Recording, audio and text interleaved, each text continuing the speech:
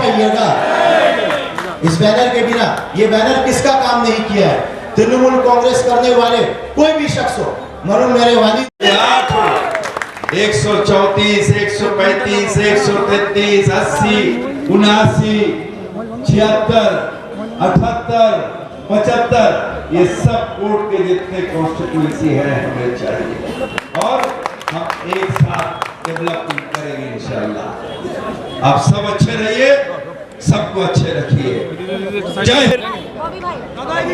এখানকার ক্যান্ডিডেট আক্তারি শাহজাদা আর 134 ক্যান্ডিডেট শামস ইকবাল, এদের সমর্থনে আমরা প্রচার করতে এসেছি।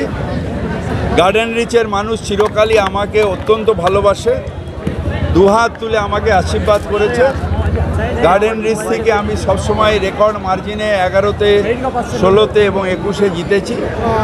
তাই গার্ডেন রিচের মানুষের কাছে অনুরোধ জানাতে এসেছি, আমাদের তৃণমূল কংগ্রেসের যারা ক্যান্ডিডেট তাদের দুহাত তুলে আশীর্বাদ করে আমার হাতকে আরও যেন শক্ত করে। তিনি আপনারই দলের কর্মী, আগে এমআইসি ছিলেন, তার ছেলের বউ, কি বলবেন?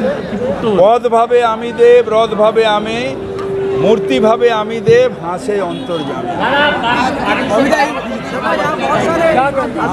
अगर पार्टी से आदमी अपने आप को अगर पार्टी से ऊपर समझता है, उससे ज़्यादा बेवकूफ़ कोई नहीं होता।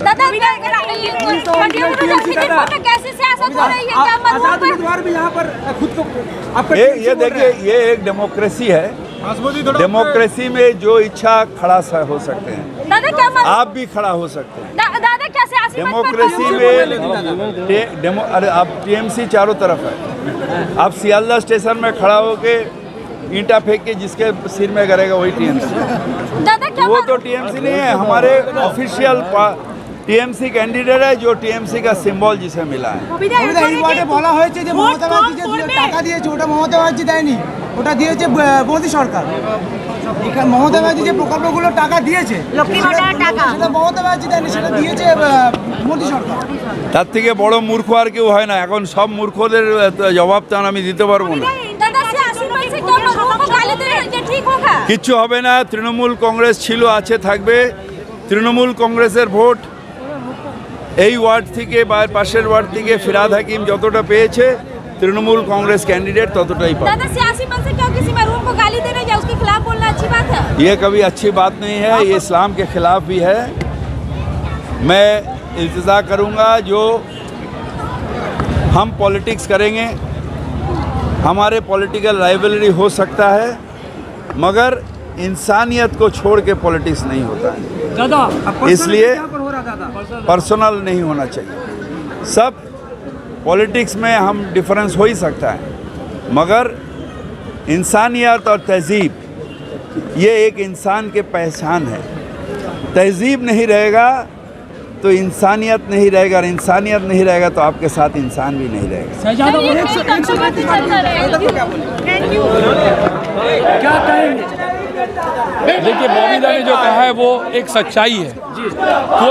कोई भी इंसान, कोई भी अपॉर्चुनिस्ट जो अपना बेनिफिट के लिए सिर्फ पार्टी करता है, तो ये ऑलरेडी इतिहास है। इससे पहले आपने इतिहास में भी देखा होगा, जिस तरह से मीर जाफ़र का नाम लिया जाता है, जिस तरह से मीर जाफ़र ने सिराजुद्दौला के साथ गद्दारी की थी, तो ये इतिहास अपने आप को रिपीट करता रहता है।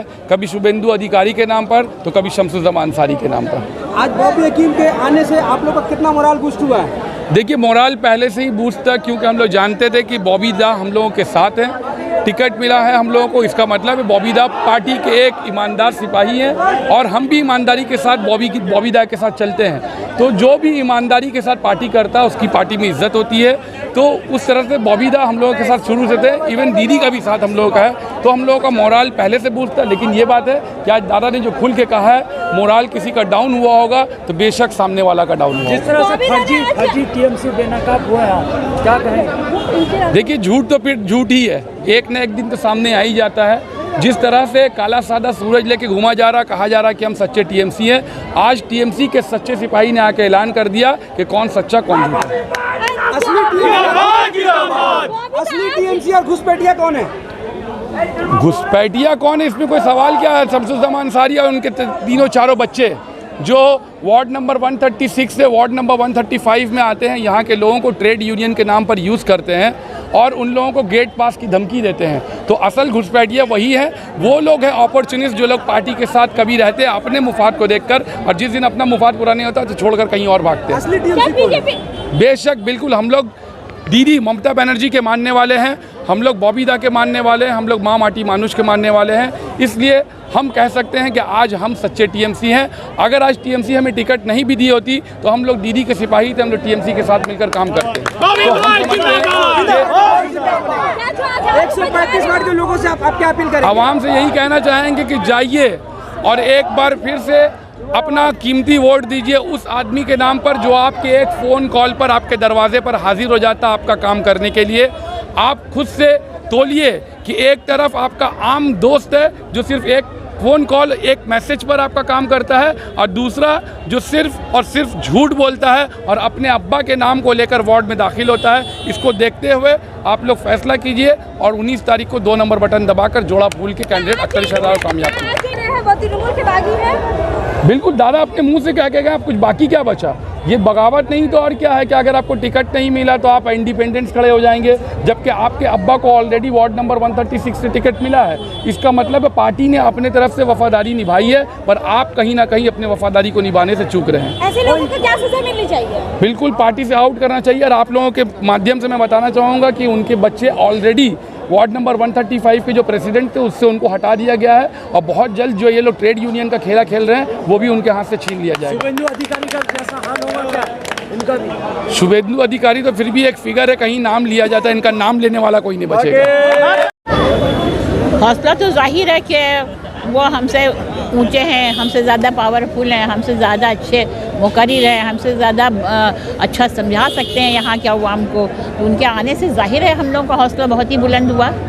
पहले भी हम हौसले से पस्त नहीं थे, हम लड़ रहे थे, उनके आने से और भी हिम्मत अफजाई हुई हमारी। और बॉबी हकीम की बातों से नकली जो टीएमसी उनका चेहरा से नकाब उतरा, क्या लगता है?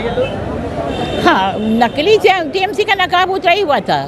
वो लोग अब क्या समझ रहे हैं यहाँ पर क्या समझ रहे हैं कि अभी पहले ज़माने में जब लोग सियासत और पॉलिटिक्स कुछ नहीं समझते थे तो जो भी यहाँ का जाता था वो लोग समझ जाते थे। आज का हर आदमी जो पर्दा नशीन से पर्दा नशीन औरत है, घरों के अंदर हैं, उनको भी पता है कि असली टीएमसी कौन है और नकली टीएमसी कौन है। कोई सूरज मार्का लेके और आके बोले हम ये हैं टीएमसी हैं, तो ऐसा तो कोई सोच ही नहीं सकता, कोई बच्चा भी नहीं सोच सकता कि वो टीएमसी है। मोदी जी जिस तरीके से दीदी का मजाक उड़ाए थे, यहाँ की सियासत में उसी तरीके का ये देखा जा रहा है। क्या माहौल पैदा किया मगर सलाहियत नहीं है मजाक उड़ाने की। खुद मजाक उड़ जाते हैं, खुद उड़ जाते हैं मजाक, सलाहियत नहीं मजाक उड़ाने की। मेरा बाप तेरा बाप करके बस खत्म हो जाता है। जाति हमले हो रहे हैं, सही है सियासत में, क्योंकि आपके वो लोग कोई सही काम करते ही नहीं है जो ये सही काम कर दें। जितना काम है उन लोग का स्टार्ट टू एंड सब गलत, सब गलत। वो लोग स्टार्ट टू एंड गलत ही हैं। बहुत शुक्रिया।